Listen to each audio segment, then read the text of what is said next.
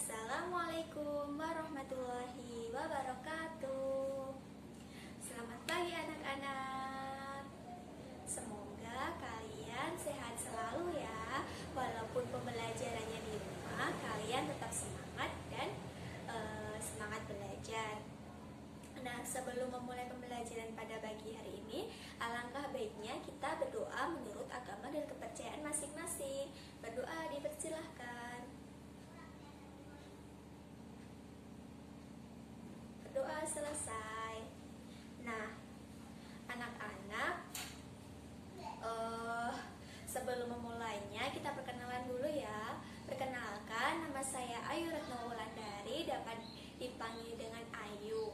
Nah, di sini di kelas 5 ini kita akan belajar tema 2, subtema 1 dan pembelajaran yang ketiga. Nah, anak-anak, untuk kalian lebih memahami tentang materi apa yang ada di pembelajaran 3, kalian simak video yang ibu jelaskan nanti ya. Yuk simak videonya. Oke, kita mulai pembelajaran pada pagi hari ini ya. Kita akan belajar tentang tema 2, yaitu udara bersih bagi kesehatan. Subtema 1 tentang cara tubuh mengolah udara bersih, dan pembelajaran yang ketiga. Nah, kalian perhatikan ya. Semua makhluk hidup memerlukan oksigen untuk bernapas. Oksigen tersedia melimpah jika lingkungan kita bersih dan banyak tumbuhan hijau. Menciptakan lingkungan bersih dan banyak tumbuhan hijau menjadi tanggung jawab kita. Jadi kita harus menjaga oksigen, menjaga tumbuhan, supaya apa? Iya, supaya oksigen yang kita hirup untuk bernafas itu bersih, supaya sehat, supaya tidak sesak nafas. Nah, perhatikan cerita berikut. Hari menanam pohon. Indonesia dikatakan sebagai paru-paru dunia. Sebutan itu disematkan karena di Indonesia terdapat hutan yang sangat luas. Daun-daun di hutan mengeluarkan oksigen berlimpah. Oksigen merupakan unsur penting bagi kehidupan.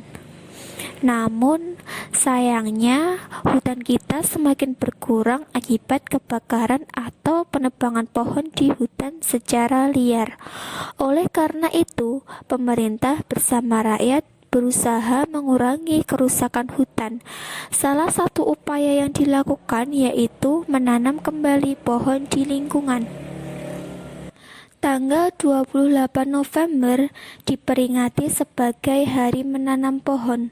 Peringatan Hari Menanam Pohon pada tahun 2015 diawali sejak tanggal 26 November. Presiden melakukan penanaman pohon di Taman Hutan Rakyat Sultan Adam, Kalimantan Selatan. Ada 10.000 pohon ditanam di hutan itu. Pohon yang ditanam pun bermacam-macam, termasuk pohon-pohon yang buahnya dapat dimakan. Kita dapat berperan serta untuk mengembalikan paru-paru di dunia. Menanam pohon tidak hanya dapat dilakukan di hutan, kita dapat menanam pohon di lingkungan sekitar kita. Semakin banyak pohon di lingkungan kita, semakin banyak pasokan oksigen bagi kehidupan. Nah, cerita ini tadi merupakan cerita tentang manfaat dari pohon. Kenapa? Iya, ini merupakan sebagai hari menanam pohon setiap tanggal 26 November. Ada berapa pohon tadi? 10.000 pohon. Nah, kenapa kita harus menanam pohon? Iya benar, karena dengan menanam pohon kita dapat berperan serta untuk mengembalikan paru-paru dunia. Kenapa tadi Indonesia disebut dengan paru-paru dunia? Iya, karena di Indonesia terdapat hutan yang sangat luas. Nah, tadi kan tentang menanam pohon. Nah, menanam pohon itu merupakan tanggung jawab bagi warga masyarakat. Ini ada sebuah teks tentang tanggung jawab sebagai warga masyarakat. Nah, sebelumnya apa sih tanggung jawab itu? Nah, tanggung jawab merupakan sikap terpuji yang hendaknya dimiliki setiap individu. Sikap tanggung jawab mencerminkan nilai karakter setiap individu. Jadi, karakter seseorang tercermin dalam sikap tanggung jawabnya, baik terhadap diri sendiri, orang lain, masyarakat, maupun bangsa dan negara. Apa makna tanggung jawab dan apa saja jenis tanggung jawab sebagai warga masyarakat? Apa saja tanggung jawabnya? Salah satunya tadi tanggung jawab untuk memelihara pohon.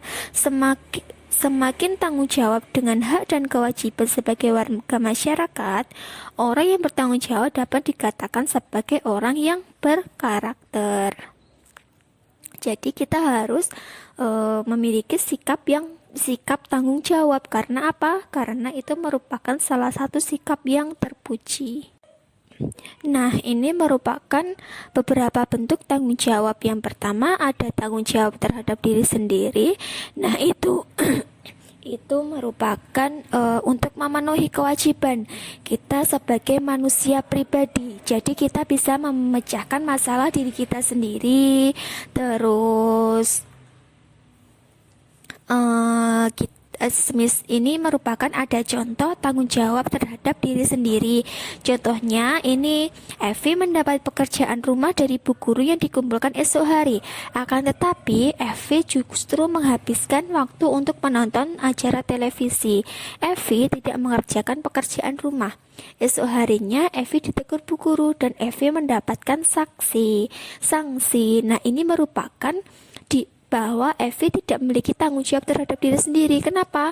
Iya, karena Evi tadi tidak mengerjakan PR dari bu guru, malah dia menonton TV. Terus akhirnya waktu di sekolah dia mendapatkan hukuman atau sanksi. Nah, itu merupakan bentuk tanggung jawab terhadap diri sendiri. Yang kedua ada tanggung jawab terhadap anggota keluarga. Nah, anggota keluarga itu ada apa saja? Yaitu ada ayah, ibu, maupun anak.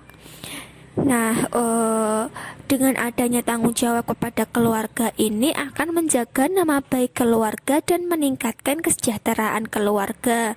Semisal dalam keluarga kan memiliki tanggung jawab masing-masing. Semisal ayah bertanggung jawab untuk menafkahi anggota keluarganya, terus sebagai kepala keluarga, terus untuk memenuhi kebutuhan pendidikan anak-anaknya. Terus misal kalau anak tugasnya apa? Iya, untuk bersikap disiplin, terus bersungguh-sungguh dalam belajar, terus melaksanakan tanggung jawab terhadap keluarga, semisal membantu ayah dan ibu di rumah, seperti itu. Itu merupakan contoh dari tanggung jawab terhadap keluarga. Terus yang ketiga, tanggung jawab terhadap masyarakat. Tidak ada seorang pun yang bisa hidup sendiri tanpa bantuan orang lain. Jadi dalam hidup itu kita itu tidak bisa hidup sendiri. Pasti kita membutuhkan orang lain. Oleh karena itu kita disebut makhluk apa? Iya, makhluk sosial. Nah, oleh karena itu kepada sesama orang lain kita harus saling berkomunikasi, terus saling menyapa dan yang lain-lain. Nah, dengan adanya komunikasi itu terbentuklah suatu masyarakat. Nah, dalam masyarakat itu memiliki tanggung jawab menjaga kelangsungan hidup masyarakat, seperti saling menghargai tadi, terus saling disiplin masyarakat dan yang lain-lain. Nah, dalam masyarakat itu kan kita pasti menemui jenis-jenis usaha dalam ekonomi masyarakat apa saja. Nah, simak lagi ya, semoga kalian tetap semangat. Nah, kondisi geografi Indonesia beragam, ada wilayah daratan dan ada pula yang perairan.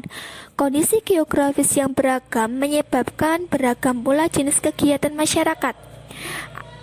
Kegiatan ekonomi tersebut untuk memenuhi hidup masyarakat supaya terciptanya kehidupan yang nyaman dan jenis ekonomi menghargai jenis kegiatan ekonomi penduduk lainnya. Nah, jadi dalam suatu masyarakat itu memiliki beragam jenis usaha ekonomi sesuai dengan daerahnya. Simak lagi ya. Nah, yang pertama ada agraris. Nah, agraris itu dominan dengan apa? Iya, dengan petani. Nah, usaha agraris meliputi kegiatan pertanian dan perkebunan. Sektor usaha agraris terdapat di daerah pedesaan dan pegunungan. Berbagai jenis tanaman tumbuh subur dan menghasilkan banyak pangan. Semisal ada jagung, ubi, kedelai, sagu, umbi-umbian, sayuran, dan buah-buahan. Nah, banyak kita ketahui bahwa di daerah kita sebagian besar penduduknya yaitu sebagai pertanian. Menghasilkan apa? Iya, menghasilkan padi, jagung, ubi. Kalau di perkebunan itu, iya, perkebunan juga ada jagung, ubi, sagu, umbi-umbian, dan yang lain-lain. Itu tadi merupakan contoh dari jenis ekonomi agraris. Yang kedua ada peternakan. Nah, peternakan adalah kegiatan usaha budidaya hewan yang diambil hasilnya. Hasil peternakan terdiri atas daging, telur, susu, kulit, dan bulu. Nah, itu tadi diambil dari hewan. Nah, jenis peternakan ada 3. Ada apa aja?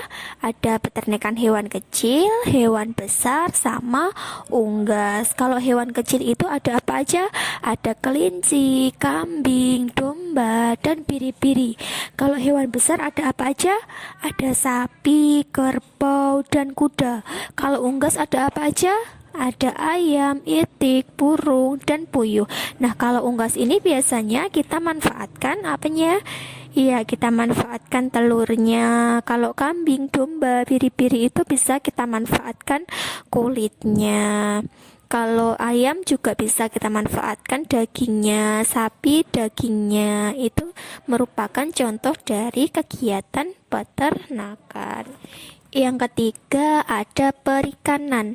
Perhatikan usaha perikanan di daerah sekitarmu. Di sekitarmu mungkin terdapat budidaya ikan di kolam. Ini salah satu usaha perikanan.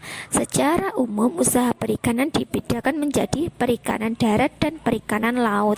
Nah, apabila kita tidak menemukan di daerah pantai, kita lihat saja di daerah sekitar kita banyak yang memelihara ikan, semisal ikan nila, ikan hias, ikan lele, dan yang lain-lain. Itu merupakan contoh dari usaha perikanan. Nah, bagaimana videonya? Ya, semoga kalian memahami materi yang Ibu sampaikan tadi. Nah, tadi belajar tentang apa aja? Iya, tentang hari menanam pohon, ada jenis tanggung jawab masyarakat, dan jenis usaha masyarakat. Nah, itu saja pembelajaran di pagi hari ini, yaitu tentang pembelajaran 3 tadi. Semoga kalian memahami materinya dan jangan lupa mengerjakan tugas yang Ibu berikan. Itu tadi, sekian dari Ibu. Apabila ada salah, mohon maaf.